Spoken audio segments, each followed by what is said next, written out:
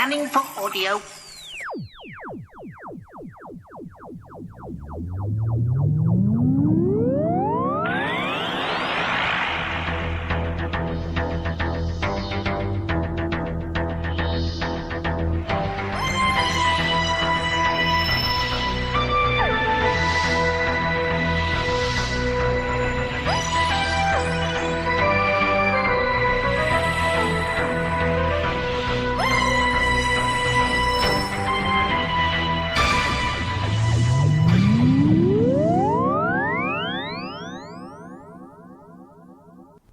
Scanning for audio.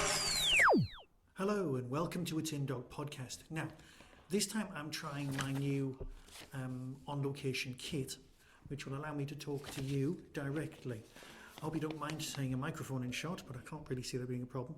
So this is nicely handheld, but I just wanted to, quickly test the kit and talk to you directly. So what are we discussing now? We're talking about the Lost Stories. We're talking about 7.2, Daleks, Genesis of Terror. Ask yourself a question. How many times have you bought Genesis of the Daleks? Think about it. You might have watched it on TV when it was on, possibly. But if you're even my age, the chances are you saw maybe as a repeat. And then you bought the Target novelisation, version number 1. You also got the LP, the album. Remember albums? Ah, yes. Lovely vinyl affairs. Now, you got the vinyl, you got that, and then eventually the VHS came out, which you wore to death. You played that till it was crackly and you had to alter the tracking every time you went into it, but that was the VHS. Now, it came with a Sontaran Experiment, lovely box set, and that was cool.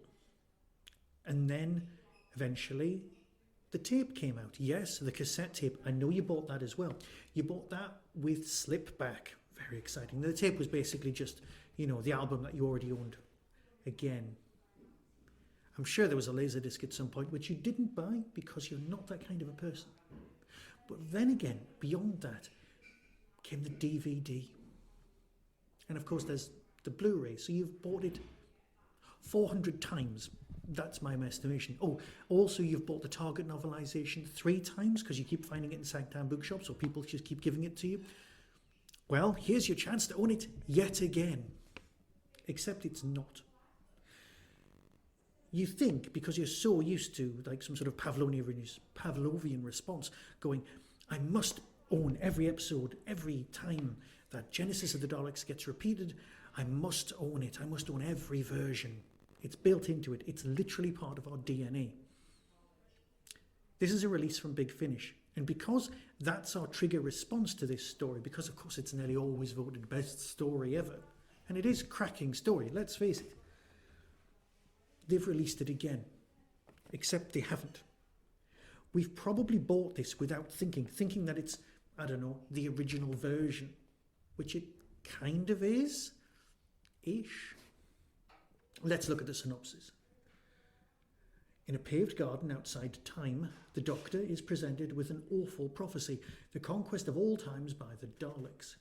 To prevent this terrible fate, the Time Lords have decided on a radical course to weaponise time themselves and destroy the Daleks before they were ever created. And they want the Doctor to carry out this extraordinary task! Exclamation mark. Should have been shouted, I guess. Soon he and his companions, Sarah Jane and Harry, are in a battle-ravaged planet Skaro, where a war is raging for centuries. The war is now waged between teenagers using the last surviving weapons. Everything is desperate, but the college chief science officer has a new weapon that he thinks might just change everything. Standard stuff. Par for the course. It's, it's Genesis of the Daleks. Here's where it varies. Disc 1, full cast version of Terry Nation's first draft of episode 1 of Genesis of the Daleks, with Nick Briggs providing the stage directions. Yeah, we'll get back to that in a minute. Plus readings by individual cast members of the storylines for the other episodes. Disc 2, BBC broadcaster and journalist Samira Ahmed interviews Philip Hinchcliffe. Now this is where it starts getting weird. Basically, you've got a full performance of story 1. Episode 1. But what you've got here is a piece of archive gorgeousness. You've got the very first draft, and as even Nick Briggs says, it's complete with spelling mistakes and all sorts. Now, obviously, they've corrected the spelling mistakes. No one wants Daleks with an R and that kind of thing. But what they do want is to know how it goes. And this is an insight into Nation's mind, his psyche, the way he works, because it's given to us and it's as written. Because if they'd adapted it, if they'd taken the original text and not given us the stage directions, yes, there are some sound effects, then it wouldn't have been what we think. It wouldn't have been true to its nature. But of course, with all of these stage directions, it's actually taking us out of the moment.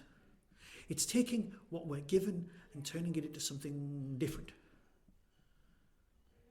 We're used to the audio versions. We're used to pure drama.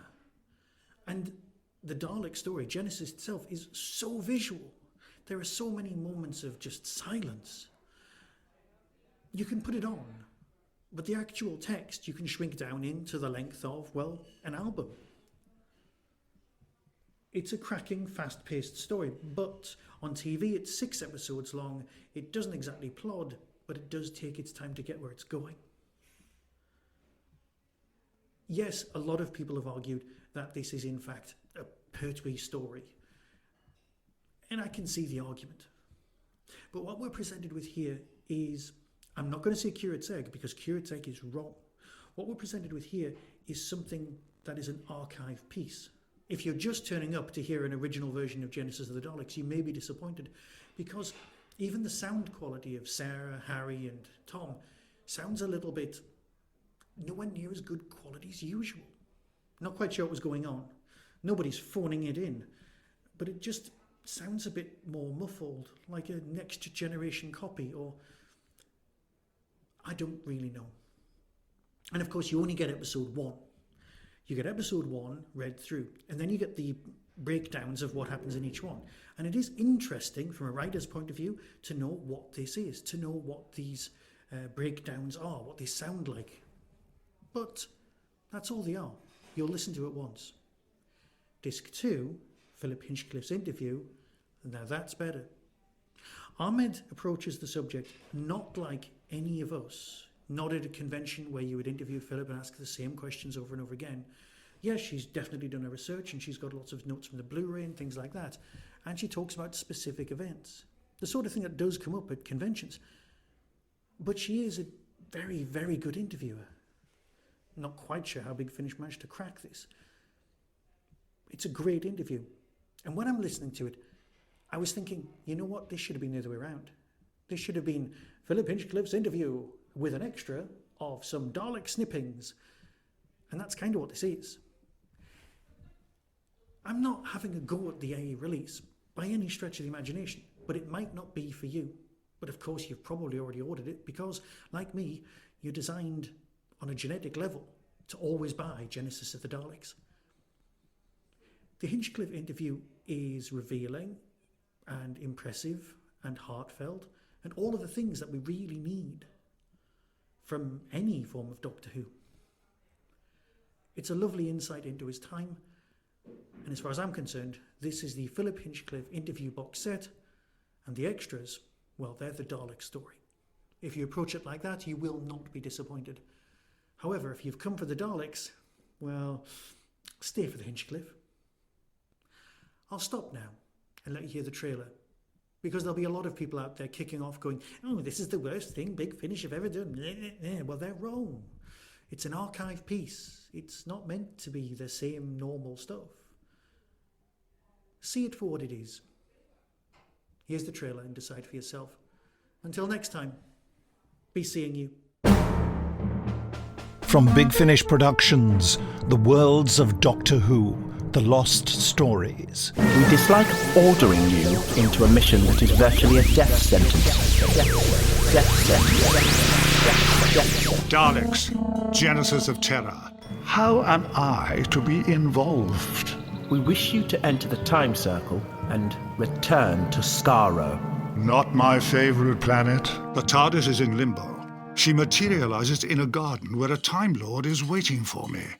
He directs me to go to Skaro at a time before the Daleks have evolved to try and stop their creation. The Time Lord gives me a bracelet to transport me, Harry, and Sarah to Skaro. And we arrive in the middle of a war between the Kaleds and the Thals. The Doctor speaks with compassion. It seems even the dead have a part to play in this war. Propped up to make it appear that the trench is fully manned. Doctor, Harry, have a look at this. In seconds, the Thal troops are leaping over the sandbags and dropping into the trench. Some have bayonets fixed to their rifles. Finally, they're fighting with whatever they can get hold of. They'd eventually have to resort to swords, bows and arrows. Out of the gloom glides a machine. A primitive Dalek. Much to the satisfaction of Davros. Exterminate! Big finish for the love of stories.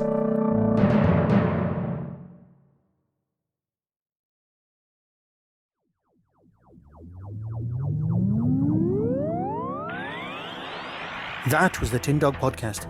Everything discussed is the intellectual property of others. No infringement is intended. For early access to reviews, follow the show on YouTube or Twitter @Tin Dog Podcast.